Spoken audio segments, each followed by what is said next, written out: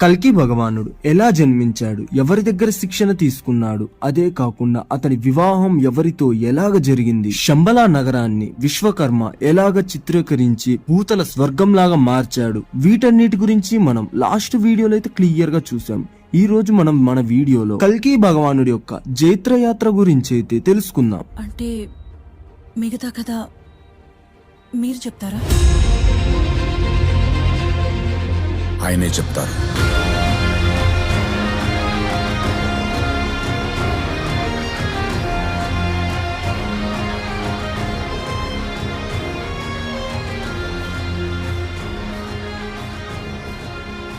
శంబలా నగరంలోని విష్ణు యశస్సుడు అనే ఒక బ్రాహ్మణుడికి జన్మించిన కల్కి భగవానుడు తన పరివారంతో, తన కుటుంబం, తన సోదరులు, పుత్రులు, అదే కాకుండా ఆ రాజధాని అయిన విశాఖ రాజు యొక్క సైన్యంతో కలిసి బుద్ధ రాజ్యం మీదకి వస్తున్నాడని తెలుసుకున్న క్రూరమైన రాజు జినుడు తన రాజ్యాన్ని కాపాడుకోవడం కోసం ఏం చేశాడు? జినుడు కల్కి భగవానుడు వస్తున్నాడని తెలుసుకొని తన రాజ్యంలో ఉన్న ప్రజలందరినీ కూడా శూన్య మనస్కుల్లాగైతే చేశాడు. అంటే ఏంటంటే మంచితనం, మంచి అలవాట్లు, కరుణ ఇలాంటివన్నీ కూడా వారి మనసులోంచి తుడిచిపెట్టేటట్టు చేసి వారిలో ఒక్క ద్వేషం, కోపం, అసూయ లాంటివి నింపేసి వారందరినీ కూడా కల్కి భగవానుడితో మరియు అతడి సైన్యంతో యుద్ధం చేసే విధంగా అయితే సిద్ధం చేశాడు. ఇక అజ్ఞానం, అంధకారంలో ఉన్న పూర్తిగా ఆ రాజ్యాన్ని బయటికి తీసుకొని రావడానికి సూర్య తేజస్సుతో మన కల్కి భగవానుడు శ్వేతాశ్వం అంటే తన తెల్లటి గుర్రం మీద నందకము అనే బారు ఖడ్గాన్ని పట్టుకొని పెద్ద పులు వచ్చినట్లుగా ఆ బ్యాటిల్ గ్రౌండ్ లోకి అయితే దిగిపోతుండు. మంచి ఎంత గట్టిదైనా చెడు ఆల్మోస్ట్ దానికంటే ఎక్కువ కాకపోయినా ఈక్వల్ రేంజ్ లో అయినా కూడా పోటీ అయితే ఇస్తుందన్నమాట. అలాగే జినుడు కూడా ఏకంగా 2 అక్షోహిణీల సైన్యాన్ని తీసుకొని నగర సరిహద్దుల్లో అయితే యుద్ధం కోసం సిద్ధంగా రెడీగా ఉన్నాడనమాట. ఇక్కడ ఒక అక్షోహిణిలో 2,18,000 పైన సైనికులైతే ఉంటారు. వీరే కాక రథసారథులు మరియు ఏనుగుల్ని నడిపేవారు, గుర్రాల్ని సంరక్షించే అశ్వరక్షకులు, వీరందరితో కూడి ఒక అక్షోహిణి అయితే కంప్లీట్ అవుతుందన్నమాట. ఇలాగా 2 అక్షోహిణీల సైన్యం ఉందంటే మొత్తం మీద 5 లక్షల పైనే సైనికులతో, గుర్రాలు, ఏనుగులు, రథసారథులతో సిద్ధంగా ఉన్నాడు అవతల ఎనిమి అయితే. ఏమిటండి మీరు మాట్లాడేది? ఇక వీరందరూ కూడా చూడ్డానికి ఎలా ఉన్నారంటే సముద్రంలో నీళ్లు ఎలా ఉంటాయి, ఎంత దూరం పోయినా కనిపిస్తూనే ఉంటాయి. వీరు కూడా అలాగే మొత్తం వారి రాజ్య సరిహద్దుల్ని మొత్తం కూడా నింపేసి ఇప్పుడెప్పుడు యుద్ధం చేద్దామని సిద్ధంగా ఉన్నట్టు రెడీగా కనిపిస్తూ ఉన్నారు. ఇక ఆగేదే లేదనుకున్నట్టు మన హీరో, అదే మన కల్కి భగవానుడు గుర్రం మీద చుట్టూ దుమ్ము లేపేస్తూ సూర్యుడే స్వయంగా గుర్రాన్ని నడుపుకుంటూ చేతిలో ఖడ్గంతో వారి మీదకు వస్తున్నాడా అనిపించే రకంగా ఆ సైనికుల మీదకైతే కల్కి భగవానుడు దూసుకొచ్చాడు. అలాగా ఆ సైనికుల మధ్యలోకి దూరిపోయి ఒక్కొక్కరిని వేటికొక తల లెక్క నరికేసుకుంటూ విధ్వంసాన్ని అయితే సృష్టించడం మొదలు పెట్టాడు. ఈ విజువల్ చూడడానికి ఎలా ఉంటదంటే ఒక చీకటి గదిలో సర్రన ఒక అగ్గిపుల్ల వెలిగిస్తే మొత్తం చీకటినంతా కూడా తన్నేసి లైటింగ్ అనేది పెరిగిపోతుంది కదా, ఆ విధంగా చీకటితో కమ్ముకొని పోయిన ఆ సైన్యాన్ని అంతా కూడా ఒక్క అగ్గి రవ్వతో కూడా అంటించినట్లుగా కల్కి భగవానుడు మొత్తం అందరినీ కూడా చెల్లా చెదరు చేసేసాడనమాట. అప్పటిదాకా జినుడు ఏమనుకుంటాడు, నాదే గొప్ప సైన్యం, నాదే పెద్ద సైన్యం, నేనే గొప్ప, నా రాజ్యమే గొప్ప, ఇలాగ గొప్పలు పోతున్న అతనికి కరెక్ట్ సమాధానం ఇచ్చాడు కల్కి భగవానుడు. ఇక కల్కి భగవానుడు యుద్ధానికి తట్టుకోలేక అక్కడున్న సైనికులు అందరూ కూడా బాహుబలి సినిమాలో కాలకేయుడు చనిపోయిన తర్వాత తన సైనికులు ఎలా పారిపోతారో అలాగా దిక్కు లేకుండా దివాలా తీసినట్టుగా పారిపోతూ ఉన్నారనమాట. అప్పుడు వారందరిని ఒక్కసారి చూసి కల్కి భగవానుడు ఇలా అంటాడు, మీకు సామర్థ్యం లేనప్పుడు, యుద్ధం చేసే సత్తా లేనప్పుడు ఎందుకు ఇంతమందిని సైన్యంగా చేసుకుని నా మీద యుద్ధానికి దిగావని ఆ రాజ్యానికి రాజైన జినుడితో అంటాడు. ఇక కల్కి మాట విన్న ఆ జినుడికైతే ఎక్కడో కాలిందనమాట. వెంటనే తన సైన్యాన్నంతా కూడా వెను తిరిగి కల్కి మీదకి భారీ యుద్ధాన్ని చేసి తననైతే హతమార్చమని ఆదేశాలైతే ఇస్తాడనమాట. ఇక బుసలు కొడుతున్న పాము ఎలాగ మీదకొస్తుందో ఆ విధంగా జినుడైతే కల్కి మీదకైతే వెళ్ళసాగాడు. అతని చేతిలో కూడా బారు ఖడ్గం అయితే ఒకటి ఉంటుందన్నమాట. ఇక వెంటనే దున్నపోతు పైకి ఎక్కి బీవత్సమైన వేగంతో కల్కి భగవానుడి మీదకైతే దూకాడనమాట. ఆ ఊపుకైతే కల్కి భగవానుడి యొక్క శ్వేతాశ్వం అయితే చాలా గాయాల పాలైందనమాట. ఇక ఒక్క నిమిషం ఆశ్చర్యపోతూ చూస్తున్న కల్కి దగ్గరికి ఒక బాణం వచ్చి ఆయుపట్టులో దిగింది. ఇక అంతే, సృష్టికి మూలం కాబట్టి సృష్టి మొత్తం కూడా గజ్జ గజ్జ గజ్జ వణికిపోయింది. వెంటనే కల్కి భగవానుడు కింద పడిపోయాడు. ఇక కాసేపటి పాటు కల్కి భగవానుడు తేలిపోయాడు. ఇక అదే అదునుగా చూసుకున్న జినుడు ఒక్కసారిగా కల్కి భగవానుడి మీదకి దూకి తన అస్త్రాలని శస్త్రాలని తన ఒంటిపై ఉన్న కవచాలన్నిటిని కూడా అత్తలాకుతలమైతే చేశాడనమాట. ఇక ప్రపంచం మొత్తం కూడా దిగ్భ్రాంతి చెందిపోయింది. ఎందుకంటే అధర్మపరుడైన జినుడి చేతిలో కల్కి భగవానుడి కింద పడిపోవడం ఏంటా అని అందరూ ఆశ్చర్యంగా చూస్తున్నారు. ఇంతలో కల్కి భగవానుడి వెంట ఉన్న విశాఖ రాజు తన గద పట్టుకొని ముందుకైతే వచ్చాడనమాట.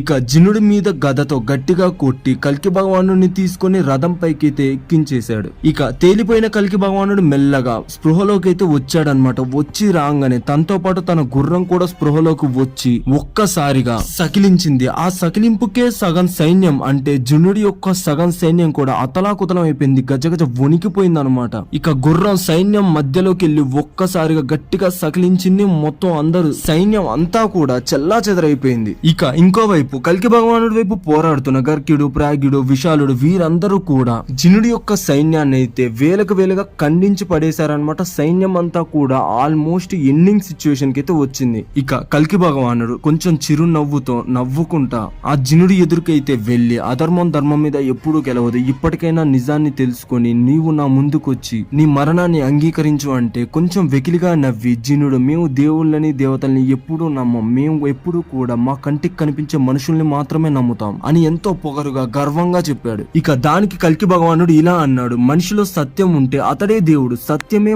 దేవుడి యొక్క ముఖ్య గుణం, అది అర్థం చేసుకోలేని నీకు ఈ భూమి మీద బతికే అర్హత లేదు అని చెప్పేసి జినుడితో కల్కి భగవానుడు అన్నాడు. అప్పుడు జినుడు ఎంతో కోపంతో తన బాణాలని వదులుతూ బ్రహ్మాస్త్రాల్ని వాయుర్వాస్త్రాల్ని ఎన్నో అస్త్రాలని అయితే కల్కి భగవానుడి మీదకైతే సంధించాడు. అప్పుడు కల్కి భగవానుడి దరిదాపుల్లో కూడా ఆ అస్త్రాలు రాలేదు, దగ్గరకు వచ్చేసి మాయమైపోతూ ఉన్నాయి. అంటే ఒక మాటలో చెప్పాలంటే షిరిడి సాయి సినిమాలో నాగార్జున మీదకి ఎంతమంది రాళ్ళేసినా కూడా పువ్వుల్లాగా వచ్చి దేవుడికి తగిలినట్లుగా ఇక్కడ బాణాలన్నీ కూడా అంతర్ధానం అయిపోతూ ఉన్నాయి. ఇక ఒక్క అడుగులో కల్కి భగవానుడు తన గుర్రంతో సహా జినుడి మీదకైతే దూకాడు. అలా దూకి జుట్టు పట్టుకుని నేల మీద ఈడ్చుకుంటూ వచ్చాడు జినుడిని. అలాగా 2 తన్నులు తన్నంగానే నడుము విరిగి ఛాతి పగిలి రక్తం కక్కుకొని అక్కడికక్కడే కళ్ళు తేరబార్చి మరణించాడు. అతని మరణం ఎంత దారుణంగా ఉందంటే పిల్లలు కాదు పెద్దవాళ్ళు సైతం ఆ కథ వింటేనే ఒళ్ళు జల్దరిచ్చిపోతుంది. ఇక జినుడు కల్కి భగవానుడి చేతిలో చావడంతో జినుడి యొక్క సోదరుడు శుద్ధోద్భవుడు ఒక గదను పట్టుకొని గిరగిరా తిప్పుతూ కల్కి భగవానుడి వైపైతే వచ్చాడు. ఇక కల్కి సోదరుల్లో ఒకడైన కవి అనేవాడు తను కూడా ఒక గద పట్టుకొని తన ముందుకొచ్చి నిలబడ్డాడు. ఇక జినుడి సోదరుడైన శుద్ధోధనుడు తన గద పట్టుకొని కవి మీదకైతే యుద్ధానికి దిగాడు. ఎంతో భీకర యుద్ధం జరిగింది వారిద్దరి మధ్యలో. అలాగా కవినైతే శుద్ధోధనుడు నిర్వీర్యం చేశాడు. తన సోదరుని చంపినందుకు గాను ఎలాగైనా కల్కిని తన సైన్యాన్ని అంతం చేయాలని తెలిసి తన మాయాదేవినైతే ధ్యానించి అక్కడికి రప్పించాడు. ఇక మాయాదేవి ప్రత్యక్షం అవ్వడంతోనే కల్కి ఆపోజిట్ లో ఉన్న జినుడి సైన్యం అంతా కూడా ఇందాక చెల్లా చెదరైపోయింది కదా, అందరూ కూడా మాయాదేవి వెనుక ఒక పెద్ద సైన్యంలాగా మారి కల్కి భగవానుడి మీదకైతే మళ్ళీ యుద్ధానికి దిగుతూ ఉన్నారు. కానీ మాయాదేవి కల్కి భగవానుని చూసి ఏమైందో తెలియదు కానీ అతనిలో కలిసిపోయింది. ఇక అది చూసి జినుడి సైన్యం అంతా కూడా బిత్రపోయిందనమాట. ఇక వెంటనే కల్కి యొక్క సోదరులు వారితో పాటు విశాఖ రాజు వీరందరూ కలిసి జినుడి సైన్యాన్నంతా కూడా ఊచకోత కూశారు. కపోతకమ, కాకరక్ష, కాకభక్ష, వీర్ష్య, శుద్ధోధనుడు అందరూ ఒకటై కల్కి సేనపై విరుచుకుపడ్డారు. ఇలాగా జినుడి సైన్యంలో ఉన్న వారి తలలంతా కూడా కల్కి పరివారం చేతిలో తెగబడ్డాయి. ఇక లేచ్చ సైన్యం కూడా వచ్చి వీరితో యుద్ధం చేసింది. వారు కూడా ఎక్కువసేపు కల్కి భగవానుడి దాటికైతే తట్టుకోలేకపోయారు. ఇక గెలుపు మాత్రం కల్కి భగవానుడిదే అన్నట్లు కల్కి భగవానుడు వెంటే గెలుపు ఉన్నట్లుగా వస్తూ ఉంది. కానీ అదే సమయానికి ఒక విచిత్రం అయితే జరిగిందనమాట. చనిపోయిన బుద్ధ సైన్యం అంటే జినుడి సైన్యం ఎంతో మంది మహావీరులను, గుర్రాలను, ఏనుగులను, పురుషులను అయితే కోల్పోయిందనమాట. ఆ పురుషుల యొక్క భార్యలైతే అక్కడికి వచ్చి మరణించిన ఆ పురుషుల చేతిలోంచి ఆ ఖడ్గాలను, ఆయుధాలను తీసుకొని కల్కి భగవానుడిపై యుద్ధానికి వచ్చారు. ఇది చూసి కల్కి భగవానుడు మొదటైతే ఆశ్చర్యపోయాడు. తర్వాత వారితో ఇలా అంటాడు, మీరందరూ ఇంకా అధర్మంలోనే మునిగి తేలిపోయి ఉన్నారు. మీ బ్రెయిన్ వాష్ అయితే చేశాడు ఆ జినుడని వారందరికీ చెప్తాడు. అంటే వారి జ్ఞాపకాలు, మంచి చెడు అనే బుద్ధులు, గుణాలన్నింటినీ తీసి నీచం, నికృష్టం, అధర్మం, అన్యాయం అనేవన్నిటిని వారి మైండ్ లో నింపేసి ఉంచాడు జినుడు. ఇక వారందరికీ కూడా గీత బోధన చేసినట్టుగా బ్రెయిన్ వాష్ అయితే కల్కి భగవానుడు చేసి ఏది ధర్మం, ఏది న్యాయం, ఏది మంచి, ఏది చెడు అన్ని క్లియర్ కట్ గా చెప్పాడు. అలా చెప్పిన తర్వాత ఆ స్త్రీలందరికి కూడా జ్ఞానోదయం అయ్యి కల్కి భగవానుడికి నమస్కరించారు. ఇలాగా ఎంతో పెద్ద సైన్యమైన బుద్ధ సైన్యాన్ని ఓడించి పెద్ద విజయాన్నే చేకూర్చుకున్నాడు కల్కి భగవానుడు. ఇక కల్కి సిరీస్ లోని తర్వాత స్టోరీని నెక్స్ట్ ఎపిసోడ్ లో అయితే చూద్దాం. వీడియో నచ్చితే లైక్, షేర్, సబ్స్క్రైబ్ చేసుకోవడం అయితే అస్సలు మర్చిపోకండి. ఛానల్లో ఇంకా ఇంట్రెస్టింగ్ టాపిక్స్ చాలా ఉన్నాయి, అర్జెంట్ గా వెళ్ళి ఎక్స్ప్లోర్ చేయండి. మహాభారతం గురించి కూడా వీడియోస్ వైజ్ గా ఒక్కొక్క ఎపిసోడ్ ని బ్రీఫ్ గా ఎక్స్ప్లెయిన్ అయితే చేశాను. అర్జెంట్ గా వెళ్ళి చూసేయండి. ఇంకో ఇంట్రెస్టింగ్ టాపిక్ తో మళ్ళీ మీ ముందుకు వచ్చేస్తా.